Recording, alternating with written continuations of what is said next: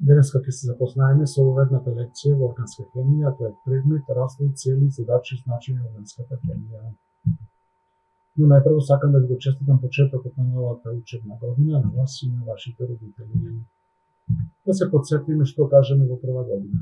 Хемијата е природна наука која се дели на повеќе дисциплини, и тоа на органска, неорганска, физичка, аналитичка, биохемија и така натаму. Ние годинава ќе се држиме на органската хемија.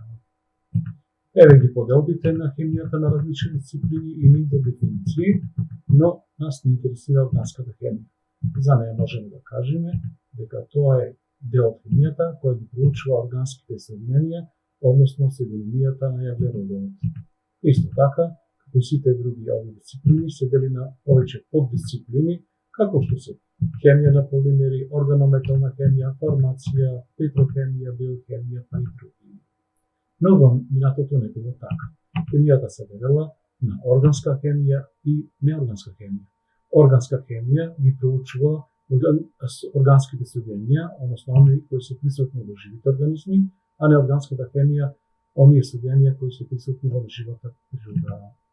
Овие две врсти на соединенија се делеле и се разликувале според своите физички и хемиски свойства. Пример, неорганските соединенија се одликуваат со висока температура на топење, не согоруваат, растворливи се во вода повеќето, а додека органските соединенија имаат ниска температура на топење, согоруваат и повеќето не се растворуваат во вода. Пример, водата се сметала за неорганско соединение, а маслото за органско соединение. Што еден пример имаме на сликата, белката од јајцето е јасна и провидна течност, но по загревање таа станува бела и цврста. При ладење таа не се враќа во нејзината prvобитна состојба. Но ако се загрее оловото и се стопи, по ладење се враќа во неговата оригинална состојба. Затоа научниците тогаш разликувале жива и нежива материја.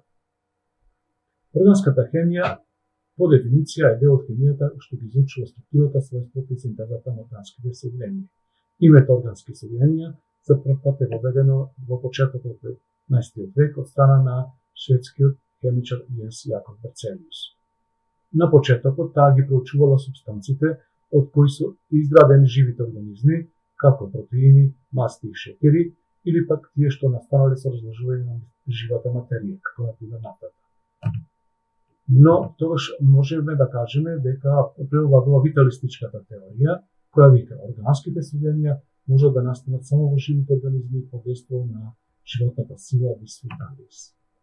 Во 1928 година германскиот научник Фридрих Елер на едноставен начин покажал дека од амониум цијанат се добива карбонит и јуре. Односно, од неорганско соединение со мала трансформација се добива органско соединение.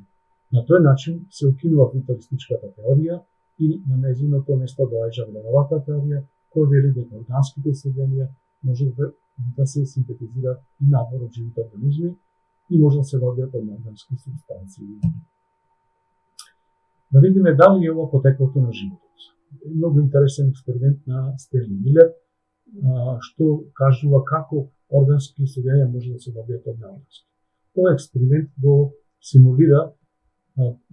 ги симулира условите на почетокот на земјата, на настанокот на земјата и се изведува на следниот начин.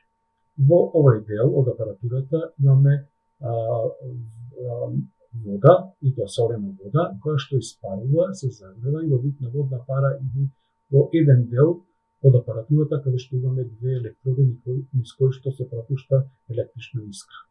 Тука се доведуваат и гасови како метан, амонијак и водород, односно таа се вика примордијална атмосфера и со искрата настануваат, се предизвикуваат, поточно кажано, хемиски реакции. После тоа, добијаните продукти идат во кондензерот, каде што се кондензираат, со помош на ладната вода идат во солидниот. Уште подобар е експериментот на Милер и Урей, со кој се покажал дека е можно формирање на поголеми молекули во услови слични на оние кои постоеле во времето на формирање на земјата. Значи, како почетни супстанции, ги имаме следните: метан, амонијак, вода, суфроводород, водород и азот, се стават заедно со водата, се загреват и во вид на водна пара, одат во комората каде што се врши симулација на крмотевици. Значи сите овие гасови или смеса од гасови доаѓаат тука и под дејство на висока електрична струја се добиваат некои продукти кои се кондензираат со помош на ладна вода и како капки идат во собирник. Во собирникот се собира течноста која со анализа докажала дека содржи аминокиселини, млечна киселина, оцетна киселина и уреа.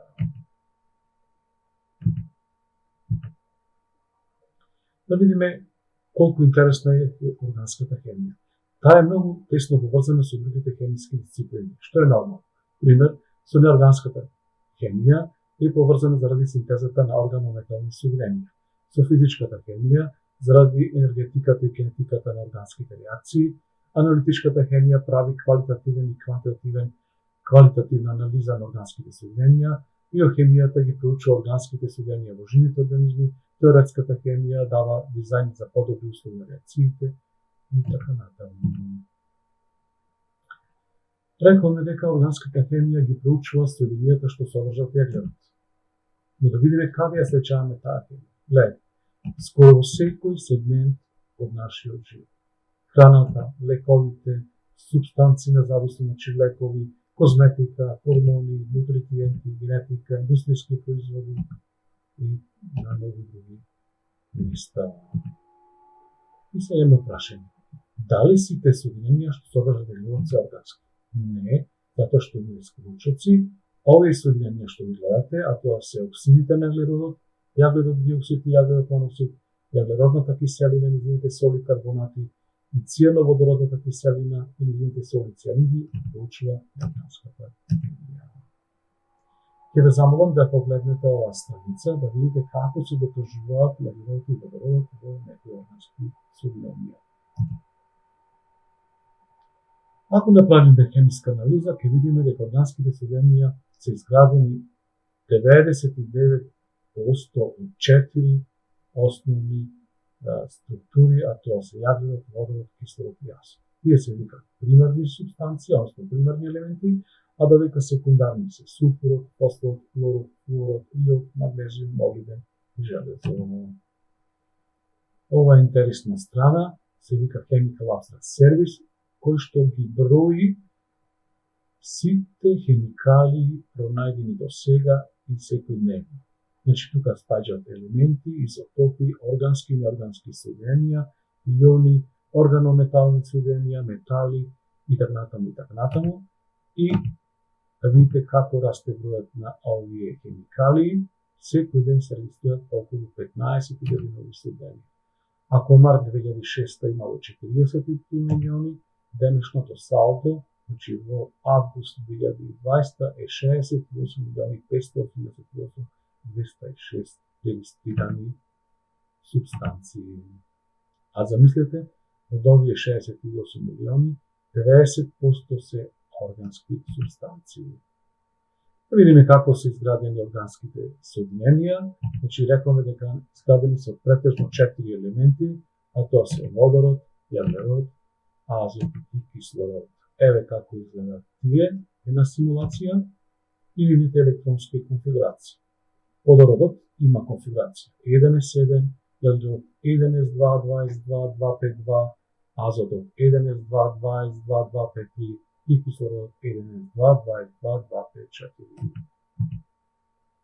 И се поставува прашањето: зошто јаглеродот гради толку многу соединенија? Прво, јаглерод е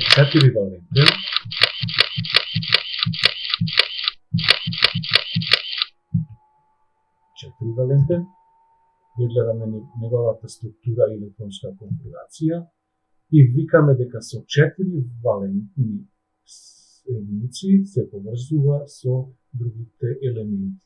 Значи, со 4 единични врски, со двојни врски, со тројни врски може да се сврзува со другите елементи. Не само меѓу еднородните, туку и меѓу другите атоми. Знаеме дека водородот е едновалентен, кислородот е двовалентен, а азотот е тровалентен, меѓутоа и тој може да гради единични, двојни и тројни врски. Втора причина за големиот број на органски соединенија е што јаглерод може да образува низи од јаглеродни атоми, кои може да бидат мали, големи, разгранети, неразгранети, заситени и незаситени. гледате како изгледа тоа, значи може да види различни, да гради различни соединенија. Трето, може да образува затворени низи или прстени од се атоми, или пак хетероатомски прстени, и тоа се различни типови на врски. Ево овде се само представени прстени каде што се јаглеродните атоми. И четврто, може да образува изомери, тоа се соединенија со иста молекулска формула, а различна структура. Пример, имаме едно соединение, наречено пентан, со молекулска формула C5H12. Меѓутоа, ако ги погледнеме неговите структурни формули, ќе забележиме дека тој гради 3 изомери. Значи има иста формула C5H12, а различна структура, тоа значи имаат различни физички и хемиски својства. А замислете пак, со 15 се атоми, алканот C15H32 има преку 4500 структурни изомери.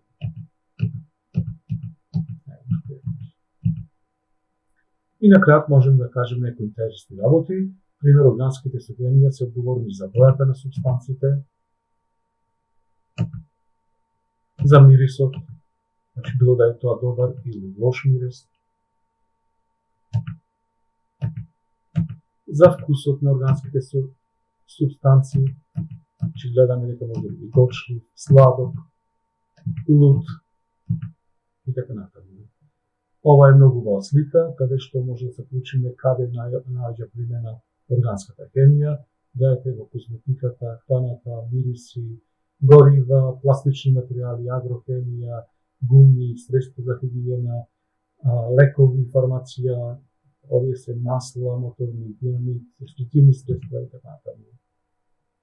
Органски макромолекули, значи тоа се органски соединенија со огромни молекули кои вклучуваат стотици илјади па и милиони атоми, како што се тоа природни, каучук, свила, скроп, целулоза, протеини, нуклеински киселини, или па вештачки, како што се пластика, полиетен, поливнилхлорид, бакелит, полиуретани, полиестери, потоа синтетички влакна, најлон, терлон, тергал, еластомери, во што не опремат.